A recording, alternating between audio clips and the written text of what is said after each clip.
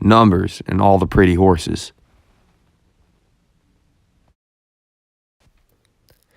Cormac McCarthy used the concept of money to depict the economic and social differences between Mexico and the United States, most notably found when the captain questions John Grady and Rollins about why they're in Mexico.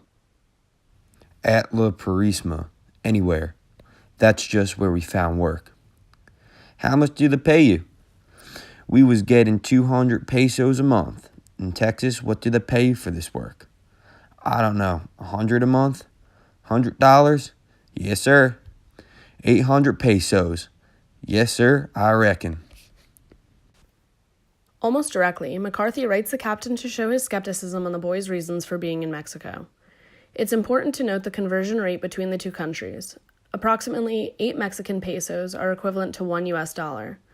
The interrogation scene is interesting because it reveals the captain's thought process and shows how money is put above all else, crime included. The boys don't care about making a quarter of what they would be earning in the United States. For them, money wasn't as important as getting away and building new lives for themselves. But having money or making money is apparently essential to the captain. It's why he lets the prisoners out of jail, allowing them to buy themselves or others out. McCarthy uses the captain's inside crime job as a tactic to show the importance of money in developing countries such as Mexico. It is the same with money. Americans have this problem always, I believe. They talk about tainted money, but money doesn't have this special quality. And the Mexican would never think to make things special or to put them in a special place where money is no use. Why do this? If money is good, money is good. He doesn't have bad money. He doesn't have this problem. Another example of McCarthy using money as a depiction between the two countries happens when a defiant John Grady is made to be very confused and somewhat repulsed by the idea that people can buy their way out of the Saltillo prison. Perez makes it clear to Grady that money is perceived very differently in Mexico than it is in the United States. Money is just money in Mexico. It doesn't matter how it's made or how it's spent, it's just money. People in America fret about how others earned it or if they earned it themselves, but in Mexico that apparently doesn't matter. Today, people in America are concerned about how money is made or earned, and it's imperative and crucial to the different social classes. For instance, the differences between old money and new money, or the preconceived notions that come with wealth and how that affects a person's behavior and attitude. Money isn't just money in America, but it seems to be in Mexico. In the tarot, number 16 is the Tower card. The Tower card symbolizes remarkable changes, moving on to something or someplace new. For example, it could be a change of faith or moving to a new location, such as John Grady and Rollins' trip to Mexico. The number 16 comes up quite frequently in the novel. The most important, but probably underrated, is during Alphonse's conversation with John Grady when she is revealing her backstory. By the time I was 16, I had read many books and I'd become a free thinker. At the young age of 16, Alfonso had been shipped to France to learn all she could so she could then return to Mexico and help support her family. She was 16 years old. It is notable for her to point out that she was well-read and seemed to be an avid reader. This shows her level of education, which is a tool McCarthy subtly slipped in for readers to make class distinctions. At 16, Alfonso notes that she was a free thinker. Alfonso was able to form her own thoughts even with the predispositions with which she had been raised. Another time the number 16 appeared was when Rollins and John were working at La Purisima and the wild horses are all coming out of the mountain. Rollins looked them over.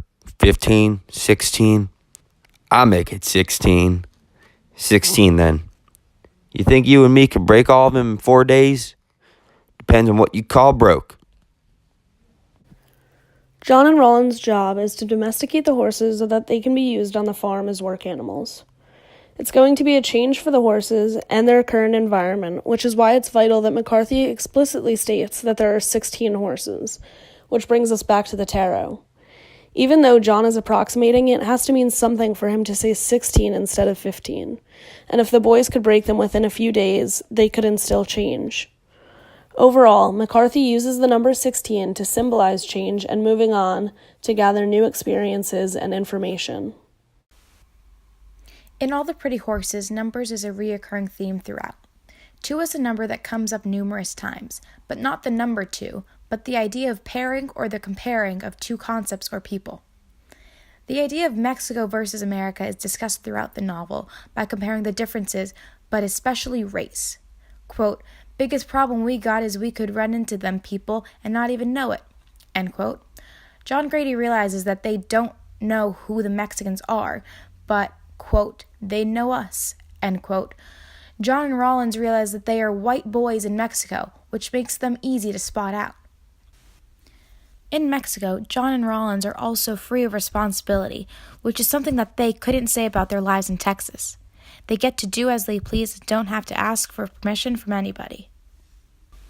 Places aren't the only things compared. People are too. Blevins and Captain are two that surprisingly have a lot in common. Both have a lot of pride and demand respect from others around them. While the boys are having dinner with the family, Blevins falls out of his seat accidentally, but after it happens, the others start to giggle, causing Blevins to leave the table and state, quote, I don't like to be laughed at, end quote. Rollins then explains to Blevins that, quote, it's just kids, end quote, that laughed, but Blevins had such pride in himself that once again he states, quote, I don't like to be laughed at, end quote. Another example of a reoccurring number in All the Pretty Horses is the number 3. One night, John and Rollins were in the mountains herding horses, but, quote, suddenly 3 greyhounds trotted into the light, one behind the other, and circled the fire, end quote. The boys are so startled that Rollins spills his coffee that he was drinking. Rollins notes that, quote, them dogs ain't here by themselves, end quote. We find out later in the reading that Don Hector sent those 3 greyhounds as a warning to John and Rollins to leave town, because trouble was coming. Another example of the use of the number 3 is the 3 main characters of the novel, John Grady, Rollins, and Blevins. These 3 boys all have different personalities, but all care for each other. Quote, I wouldn't leave you, and you wouldn't leave me. That ain't no argument, end quote. The number 3 also has tremendous meaning in the Bible. In fact, it is referred to 467 times. One mention of the number 3 are the 3 angels, Michael, Gabriel, and Lucifer. There could be connections made between the 3 angels and the 3 cowboys in All the Pretty Horses. One could say that Blevins would resemble Lucifer, since both started off well-behaved, but soon went on their own paths.